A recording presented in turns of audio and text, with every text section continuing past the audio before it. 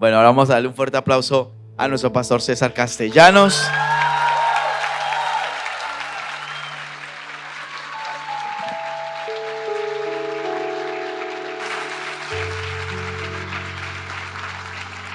Dios les bendiga. Dios les bendiga. Ya los músicos se pueden sentar, por favor. Un placer estar con ustedes. De verdad que Dios es un Dios de tiempos. Le decía Juan Carlos que estamos esperando el tiempo correcto para visitarlos. Y este es el tiempo. Y yo creo que esta visita va a ayudar mucho, porque ahí Dios empieza a renovar la mente y ensanchar ya el terreno. Hay que orar para que el Señor guíe la manera de hacerlo, pero Dios siempre nos dará la estrategia y la sabiduría para poderlo hacer. Cuando uno se esfuerza en engrandecer la obra de Dios, Dios nos bendice a nosotros, nuestras familias, nuestros seres queridos, nuestras finanzas. Esto se ve reflejado prácticamente en todo. Y me uno a mi esposa, las palabras que les estaba dando, estoy totalmente de acuerdo con ella. Y de verdad, esto quedó pequeño. ¿Culpa de quién? ¿De Juan Carlos o de Betty? No, culpa de ustedes que no han diezmado más abundantemente. Pero creo que viene un tiempo que en corto tiempo van a tener el local que necesitan. Y digo que necesitan por otro tiempito. Cuando nos visitó en la iglesia, cuando teníamos 2 años de haber empezado la MCI, nos visitó un profeta, el profeta Randy McMillan, y estábamos en una reunión de pastores la noche anterior. Él estaba al lado mío y le dije: ¿será que nos puedes visitar ya que estás acá? Mañana tenemos reunión. Eso fue un sábado. Y él me dijo: voy a orar, lo que Dios me muestre. Al día siguiente me llama temprano, porque teníamos 2 reuniones en ese entonces, y me dice: el Señor me habló, voy a estar allá. Dio una profecía de más o menos 22 minutos, pero esa profecía describió toda la misión carismática internacional.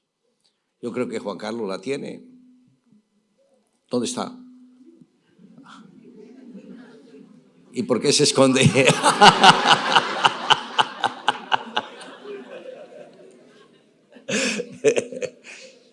Acá hay una silla.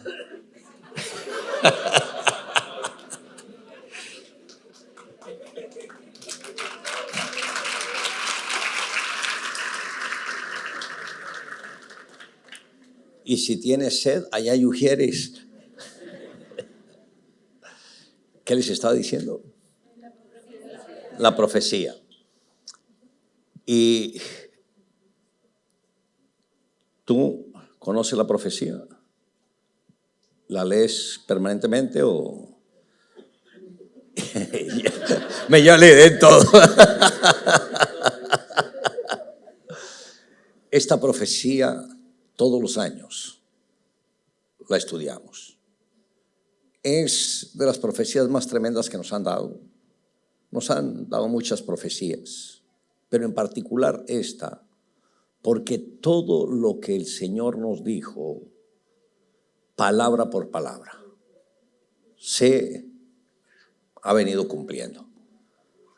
Hubo una parte que yo dije: eso sí no puede venir del Señor. Señor, acepto todo, pero esa parte no.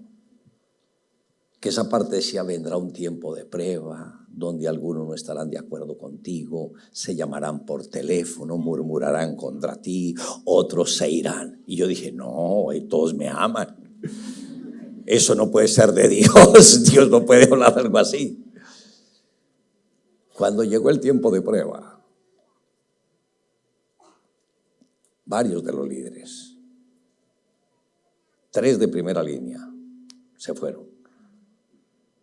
Mi esposa estaba como senadora en Brasil, embajadora en Brasil, y yo estaba acompañándola cuando me entero de eso.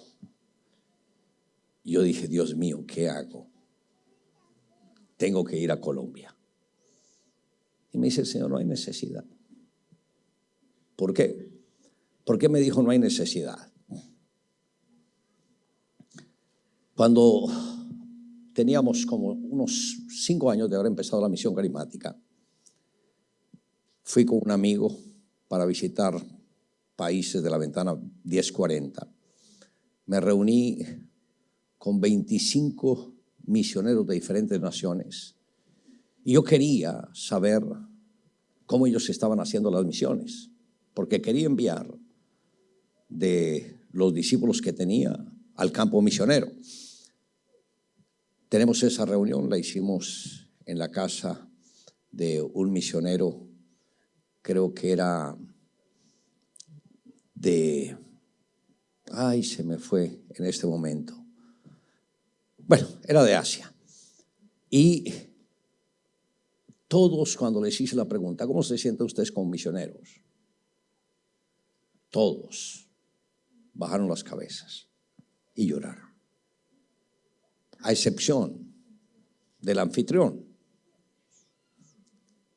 ¿Y por qué lloraron? Llevaban años allá.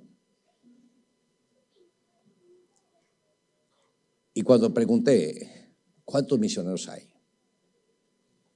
Dijeron, hay 400 misioneros. ¿Y cuántas personas han ganado?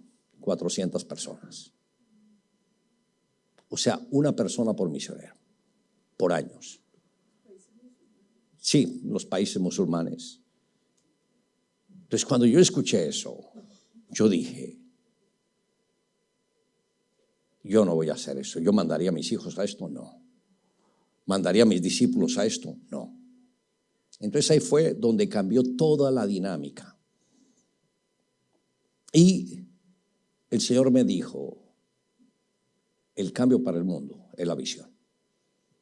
Entrene personas en la visión, pero entrene las que sean de la misma, que sean personas de esa nación para que luego vuelvan a llevar a esa nación la visión.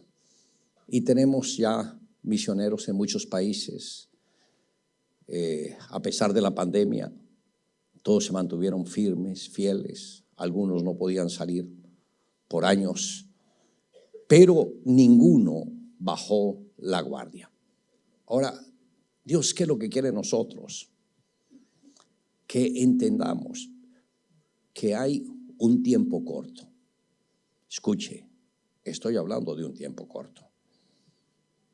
Conozco de la palabra, sé que lo que estamos viviendo es un espejo de lo que sucederá en el tiempo final. No sabemos cuántos días o meses o años nos queden, pero creo que son cortos. Todo lo que el Señor ha dicho antes de su venida se ha cumplido. No hay prácticamente profecía suelta. Toda se ha cumplido. Él puede venir en cualquier momento. Y por eso dice la palabra que así como en Sodoma la gente se sentó a cenar, a bailar y a hacer la vida como siempre, y vino el juicio de Dios y arrasó con ellos. Así sucedió en la época de Noé. Vino el juicio de Dios y arrasó con ellos. Y estamos cerca, estamos ya en la postrimería de los postreros tiempos. Entonces, ¿qué es lo que tenemos que hacer?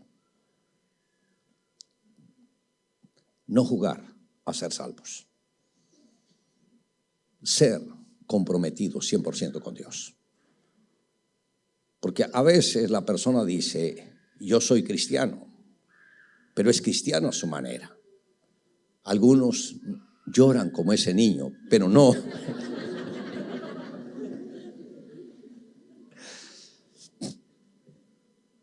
pero no lloran de arrepentimiento.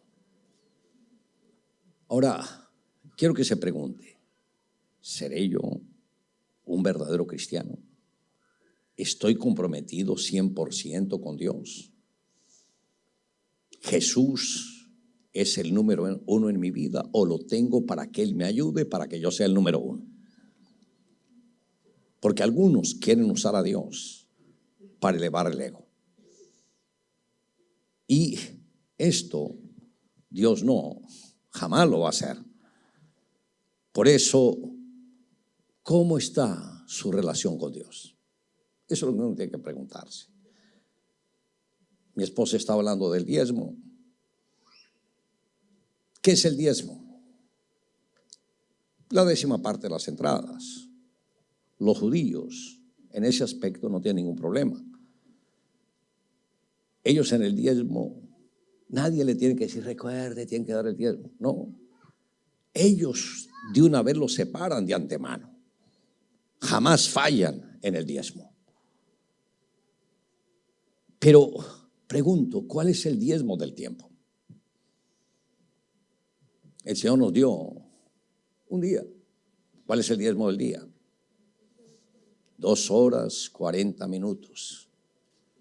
Invertimos a diario 2 horas, 40 minutos en la intimidad con Dios. En la intimidad con Dios está en la oración, en la palabra, en la alabanza, etc. Ahora, los judíos, ¿será que guardan el diezmo del tiempo? Sí. Por eso separaron el día sábado. Las 24 horas le pertenece al Señor. Y el cristiano dice, yo guardo el domingo, pero no lo guarda para Dios. Va a la iglesia, si el pastor se demora un poquitico,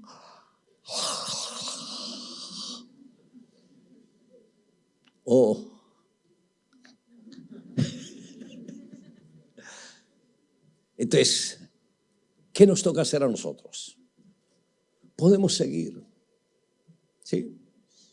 Con las 2 horas 40 minutos, pero entender que uno puede dividir esas horas en 3 etapas del día. Por eso Daniel oraba 3 veces al día. Entonces, ustedes, si tienen que madrugar para trabajar, no se acuesten tarde, acuéstense más tempranito y están preparados para madrugar. Si ustedes empiezan a darle el tiempo, el diezmo del tiempo al Señor, la atmósfera de sus vidas y la de su familia va a cambiar. ¿Por qué es tan poderoso ese tiempo con Dios? Porque si alguno de los hijos está pensando hacer algo fuera de orden, Dios lo revela a los padres y puede atajar a los hijos.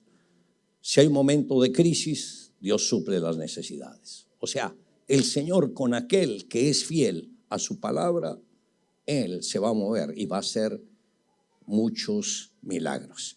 Bueno, vamos a aprender un poquito más de la palabra.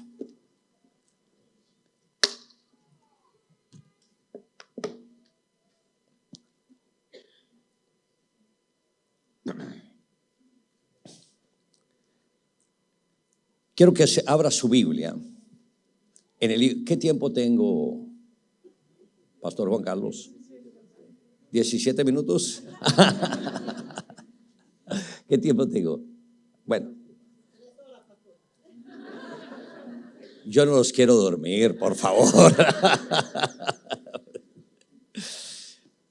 Dice en Filipenses, capítulo 3, versos 3 y 14. Dice el apóstol Pablo, yo mismo no pretendo haberlo ya alcanzado, pero una cosa hago, olvidando ciertamente lo que queda atrás y extendiéndome a lo que está delante, prosigo a la meta, al premio del supremo llamamiento de Dios en Cristo Jesús.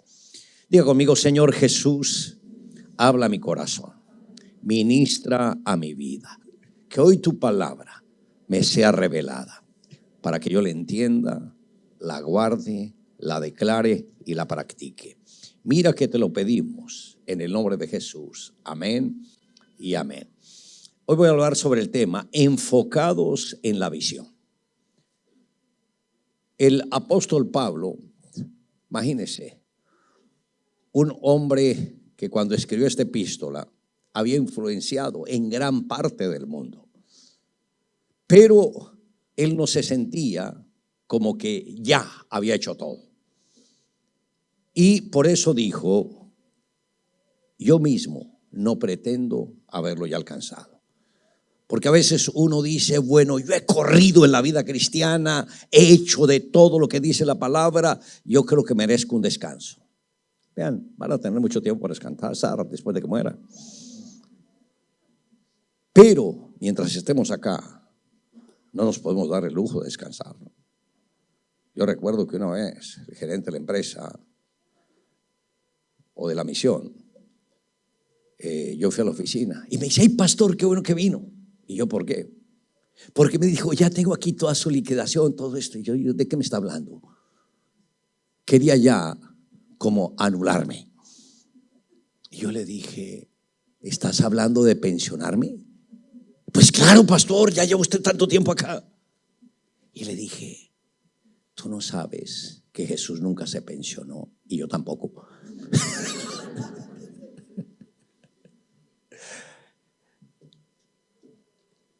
Cuando partamos de este mundo, el Señor es el que nos pensiona. ¿Y qué vamos a recibir? La herencia. ¿La herencia de quién? De Dios, que reservó para los que le amamos. Ahí el Señor tendrá la morada para nosotros. ¿Han pensado en esa morada? ¿Han pensado en esa morada? ¿Han pensado que cuando uno muere, Dios tiene un lugar para uno? ¿Se han pensado alguna vez en eso? Por la reacción. Uno es que no sabe. ¿Usted cree que si se muere hay otra vida? Les estoy preguntando, ¿ustedes creen que si se mueren hay otra vida? ¿Sí? ¿Tú lo crees? Sí. ¿Y cómo cree que es la otra vida? Gloriosa. ¿Tú lo crees? ¿Cómo cree que es esa otra vida? De la mejor. Yo tuve una experiencia, ya como 3 años de cristiano, desde que convertí, camino con el Señor y el Señor camina conmigo.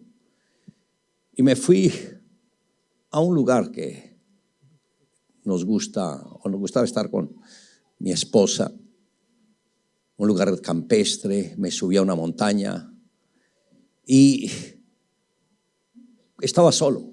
Cuando estaba en ese lugar, había tanto viento ahí que yo empecé a sentir como si me estuvieran levantando, pero así a una velocidad incalculable, como si fuera el rapto de la iglesia.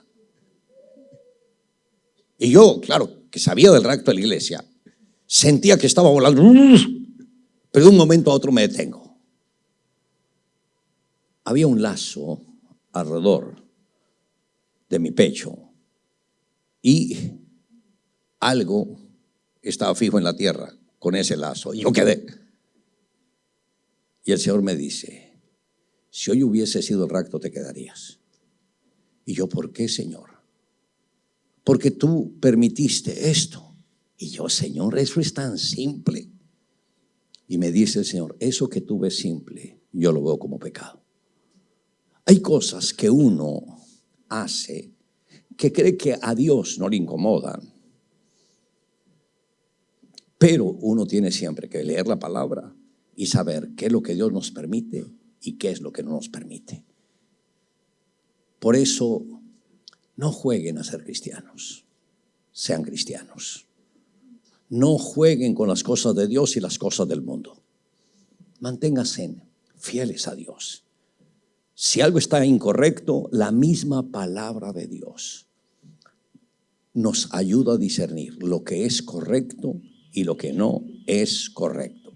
El apóstol Pablo dice: yo mismo no pretendo haberlo ya alcanzado, pero una cosa hago. Note Dice, una cosa hago. Dígalo conmigo. Una cosa hago. Y en la parte de la visión, hacer la visión implica eso. Enfocarnos en la visión de ganar almas.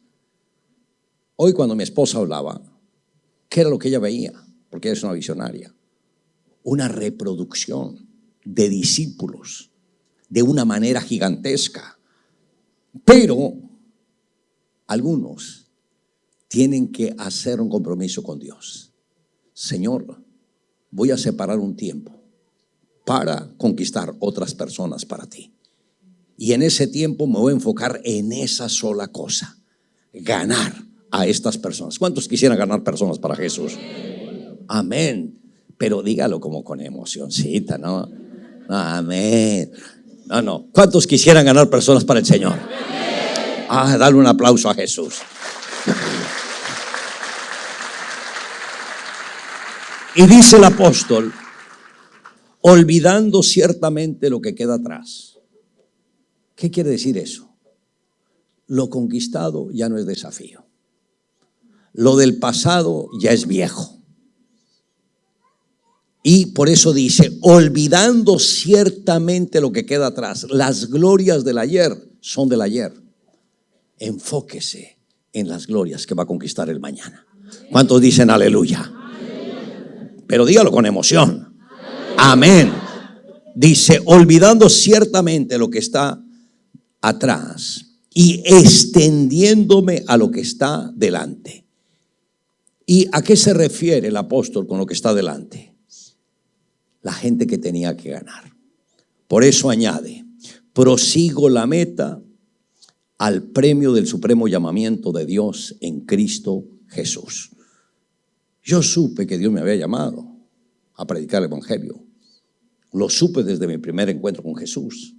Y desde ahí he estado predicando el evangelio. El evangelista Billy Graham, él compartió un mensaje que Robert Coleman lo plasmó en uno de sus libros, en el libro de El Plan Maestro para la Evangelización. Y él alude a una pregunta que le hizo a Billy Graham.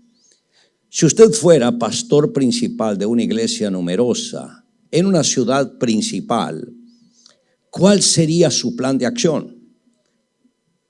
El evangelista le respondió, una de las primeras cosas que haría sería rodearme de un grupo de 10 o 12 personas que se reúnan varias horas por semana y paguen un precio.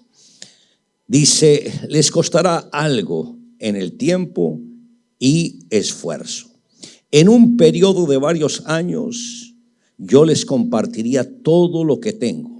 Así tendría 12 ministros entre los laicos que a su vez tomarían 8 o 10 o 12 o más para enseñarles.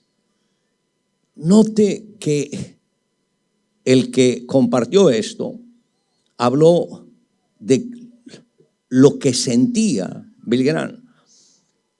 Él lo sintió, pero como no era pastor, era evangelista, se enfocó en ganar almas. Cuando empezamos la misión, que fue en el 83, los primeros 7 años era mirando cómo establecía el trabajo a nivel celular.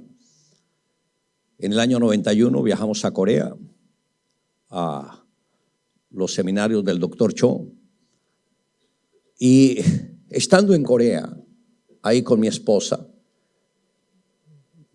luego fui parte del equipo del Dr. Cho, pero en ese momento era para conocer. No había cupo para sentarme, entonces me tocó en uno de los escalones con mi esposa para escuchar. Pero mientras estoy ahí escuchando la palabra, yo tengo una visión. Y me veo en un estadio donde hay una competencia, una carrera, una maratón. Y en esa maratón está el doctor Cho corriendo, pero corriendo con una antorcha. Cuando termina la vuelta, yo estaba dentro de esa maratón y él me entrega la antorcha para que continuara. Esta visión fue el primer día que visitaba, o la primera vez que visitaba la iglesia del doctor Cho. Tuvimos varias reuniones con él y en una de estas, unos años atrás, antes de que él se enfermara y muriera, él me dijo: voy a orar por ti. Y claro, yo me arrodillé, él puso su mano y dijo: Señor, te pido que lo que tú me diste se lo entregue también a mi hermano. O sea, transmitió la visión. O sea, esa visión la había tenido muchos años antes, pero en el momento menos esperado y antes de que él partiera, 30 años después, ¿no?, me entrega prácticamente la antorcha. Entonces, yo no estaba buscando que eso sucediera, pero el mismo Señor nos va llamando a hacer su obra, va preparando el camino y nosotros tenemos que estar dispuestos para que la obra de Dios se pueda llevar a cabo. Ahora, en el libro de Mateo, en el capítulo 9, los versos 35 y 36, dice: recorría Jesús todas las ciudades y aldeas, enseñando en las sinagogas de ellos y predicando el evangelio del reino y sanando toda enfermedad y toda dolencia en el pueblo. Y al ver las multitudes tuvo compasión de ellas, porque estaban desamparadas y dispersas como ovejas que no tienen pastor. Note lo que dice ese texto. Recuerde Juan 9:35. Dice: recorría Jesús todas las ciudades y aldeas. Juan Carlos sí está acá haciendo un trabajo tremendo, pero hay una parte que se requiere: salir de la zona de confort. Y a veces ustedes se encierran en la zona de confort. Ay, vamos a la iglesia a cantar, aleluya, terminar hoy, qué buena reunión. Y cuando salen, no le importan los que no conocen a Dios, los que están lejos de Dios, los que están en pecado, es problema de ellos. Yo estoy disfrutando con el Señor, aleluya. ¿Será que eso es lo que quiere el Señor? Sí, nos podemos gozar, alabar al Señor, pero el corazón compasivo contra los que no conocen, con los que no conocen a Dios, nunca puede desaparecer. Uno no sabe si esas personas estarán vivas el próximo día. Por eso debemos decir al Señor: Señor, ábrame puertas para poder llevarle el evangelio a otros, para poder predicar de la palabra. Mi esposa le dijo al Señor: Señor, guíame a quién le debo hablar. Ponme el sentir. Dijo: yo quiero hablarle a, puede ser una o dos personas, pero ayúdame. Entonces cuando se fue al salón de belleza, ¡bum!, se le dio el entendimiento. Ay, ella no conoce al Señor. Y ahí empezó a hablarle la palabra y ganó a esa persona. Luego fue a otro lugar y también, ay, tal vez esta no conoce al Señor. Y abrió la puerta y le predicó la palabra. Entonces hay que buscar oportunidades. No es llegar uno como canzón: oiga, ¿Tú eres salvo o no? Porque si no eres salvo te vas a ir al infierno, oye. El otro le va a decir, ¿y si me voy a usted qué le importa? Recuerde, con estrategia harás la guerra. Evangelizar implica estrategia. Diga, evangelizar implica estrategia. Y Jesús recorría todas las ciudades y aldeas. Ay, en esa aldeita no hay tanta gente. Nada es pequeño. Donde haya una persona, una familia, ellos necesitan de la palabra de Dios. Ahora, y ser diligente en lo que Dios nos ha confiado es una bendición para nosotros. Y Dios nos va a honrar por causa de esto. También dice, enseñaba en las sinagogas de ellos. Vean la manera como el Señor se enfocaba. En las sinagogas, dice, primero las recorría las ciudades y las aldeas, pero también en las sinagogas. Ahí les hablaba acerca del evangelio del reino. Luego, ¿qué era lo que hacía el Señor? Dice, y sanando toda enfermedad y toda dolencia en el pueblo. ¿Acostumbran a orar por los enfermos? Es importante que entendamos que la oración del justo puede mucho. La oración del justo puede mucho. Imagínense, tenemos ya 14 nietos. Ya viene en camino el número 15. Y cuando algún nieto se enferma, el papá dice, voy a orar. No, mi abuelo. Y no importa dónde esté el abuelo, llama al abuelo. Papá, llama al abuelo. Y me llama, pastor, es que se enfermó su nieta, tal, quiere que tú ores por ella. Vean, solamente la oración, ya la nieta o el nieto quedan calmados. Me acabaron de llamar. Sí, estamos acá, estamos en Chile. Y me llama. ¿Se fue Chile o acá? Ah, en Perú estamos. Es que estamos viajando tanto lado. Y me dice, sí, estamos en las aldeas. Y me dice Rich, ay, pastor, ¿será que puedes orar por tu nieta? Que está con una gripita, no pudimos viajar por la enfermedad de ella. Y ahí mismo, el abuelo orar.